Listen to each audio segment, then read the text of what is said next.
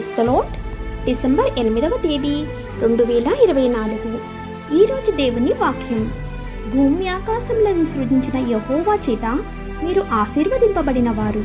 కీర్తనల గ్రంథం 115వ అధ్యాయం 15వ వచనం. ప్రియులారా, దేవుడే ఈ లోకంలో తన ప్రజలుగా ఉండడానికి మనల్ని ఎన్నుకున్నాడు. ఆయన తన మాట చేత సర్వ సృష్టిని సృజించినవాడు. ఆయన మహాశక్తిని బట్టి మనం అతిశయించవలసిన వారమై ఉన్నాము. యెహోవా తమకు దేవుడుగా గల జనులు ధన్యులు అని వాక్యం సెలవిస్తోంది. ఆయన మనకు దేవుడై ఉన్నందుకు మనం ధన్యులమై ఉన్నాము. ఆయన ఆశీర్వదించిన ఎడల అది ఎన్నటెన్నటికీ ఆశీర్వాదముగా ఉండును. ఆయన మనలను ఆశీర్వదించి తన ప్రజలుగా ఉండుటకు మనలను ఎన్నుకున్నాడు కనుక మనకు ఆయన ఆశీర్వాదాలు ఎన్నటికీ ఆశీర్వాదకరముగానే ఉండును. ప్రియులారా, దేవుడు అబ్రహామును ఆశీర్వదించాడు. ఆ ఆశీర్వాదాలు సకల జనులకు ఆశీర్వాదకరంగా మారాయి.